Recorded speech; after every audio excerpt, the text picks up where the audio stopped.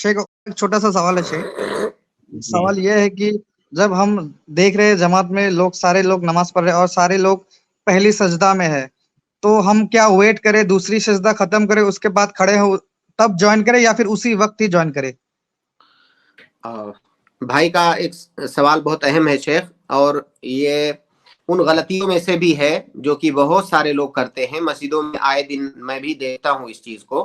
جی वो मसला ये है कि जब हम मसबूक हैं, कुछ रकातें हो चुकी हैं और हम पहुंचे मस्जिद में और इमाम को हमने पाया कि रुकू में है या इमाम सजदे में है या इमाम तशहुद में है, तो ऐसी सूरत में कई लोग क्या करते हैं, वो सोचते हैं कि हमारी ये रकात तो छूट ही चुकी है, तो अब इमाम सजदे से फारिग होकर के जब खड़े होगा तो हम उसको ज्वाइन करेंगे। उस वक्त तक वो जी खड़े होकर के इंतजार करते हैं, जबकि ऐसा करना ये गलत है। हुक्म है कि जब आप पहुंचे, इमाम जिस हालत में भी है, चाहे इमाम सजदे में है या इमाम रुकू में है या जिस हालत में भी है, तकबीर तहरीमा कह के आपको उस हालत में फौरन चले जाना चाहिए। और अगर आपके दिमाग में ये शुबहा और ये इश्काल आ रहा है कि हमारी रकात तो छूट ही चुकी है, तो फिर मुझे सजदा करने से क्या फायदा, तो ये इश्काल, ये शैतानी इश्काल है।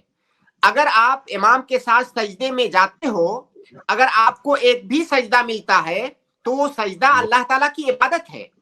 आपको आप से गोया कि एक सजदा फौत हो रहा है और वो सजदा इबादत है। उस सजदे में आप अल्लाह ताला का जिक्र करोगे, आप अल्लाह ताला से दुआ करोगे। अगर आप खड़े हो तो उसका क्या फायदा।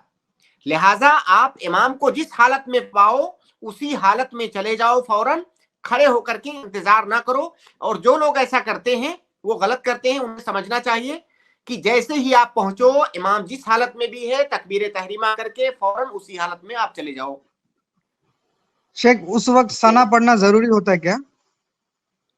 नहीं, अगर इमाम जैसे इमाम रुकू में है या सजदे में है, जहां पर भी है, आप सिर्फ तकबीर तहरीमा कहो, अल्लाहू अकबर, और उस हालत में चले जाओ।